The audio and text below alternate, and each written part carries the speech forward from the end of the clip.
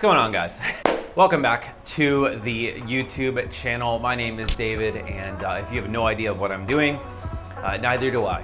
But for real, I'm on a journey to turn $100 into $100,000. There's no intro today. Today's video is gonna be maybe, hopefully, just a couple minutes, and is purely intended to keep you guys up to date with the numbers and where we're at. So the truth of the matter is that I did get sick this last week, so for a few days there, I wasn't feeling very well.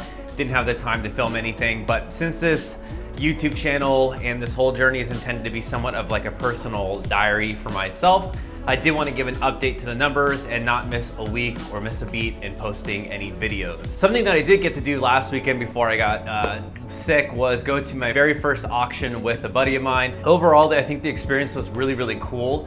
It was different from an estate sale in that it's not like you could just, they open the doors and then you go find whatever item you want and you go purchase it. An auction's a lot different. So usually what they'll do, and at least what they did at this auction, was they brought some of the better items out to the front of the house in the garage, and they did like when they first started the auction, they auctioned off a lot of those better items that they had pre-pulled.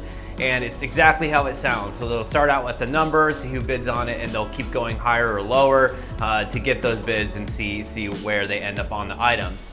Overall, I'd say the pricing was actually pretty good. There were a few items that I really wanted. I did get outbid on a couple of them just because the price point got to a point where I didn't feel that there was enough profit. But again, overall, I feel like the experience was really, really cool, and I'd love to go to the auctions again. One of the items that I did win was, it's called a right to rummage. So once they get to inside the house, at least at this house, it was like a squatter slash hoarder's house. And so basically what they did was they got to the bedroom where this person had been living and it wasn't cleaned out at all. And before the auction started, they gave people about an hour to go through the house, look at items, and sort of get an idea of maybe what they wanted to bid on.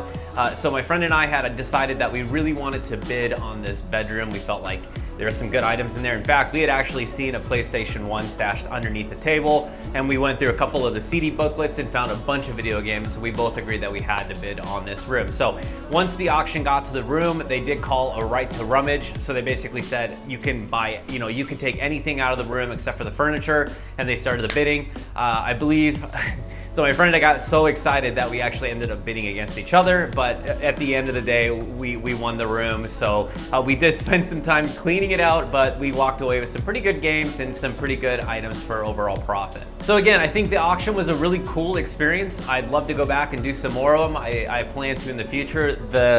I think they're just a lot more fun. They do take up more time. I don't know if there is as much profit in them, but again, it was just a lot of fun. It was fun being around other people and just getting a chance to be in that environment and do something that I've never done before, which is the whole point of this channel. So in terms of product from this last week, like I mentioned at that auction, I did end up getting a bunch of video games. One of the other items I did walk away with was this Godzilla figurine.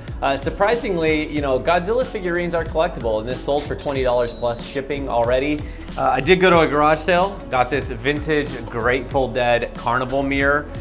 Really cool mirror. I've sold one like this before, which was an AC/DC one, which sold for around $100. So this one likely I haven't listed it yet, but I'll probably list it for around $100. So like I said, things have been selling. The eBay store has been running. In fact, let me show you the items that did sell. So I believe in week 1 of this series, I went to that estate sale. I bought a box full of Wii items, but if you look closely in that video, you'll actually see that draped over the top of my Wii boxes was this World War II field jacket right here. Now this is an amazing condition.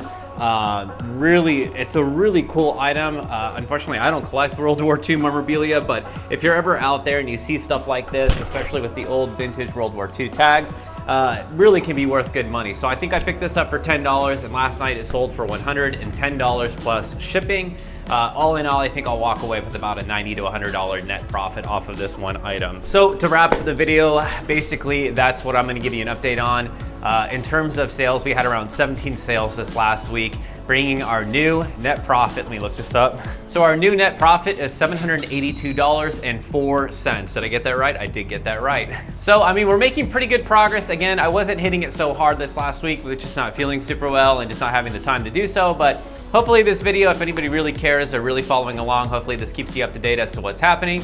Now, as for next week, I'm not really doing any more series, so I'm not sure what to do. I have ideas, but basically we can go one of two directions. Either we can look into book flipping and book scanning, which is basically taking a scanner, going to thrift stores, scanning them, and trying to sell them on Amazon through their fulfillment center. Or we can look into making my own custom furniture using some items that I've had laying around that I've intended to turn into a coffee table for some time. So maybe let me know down in the comments what you think I should do. Should I do the book flipping, or should I look at doing the custom furniture?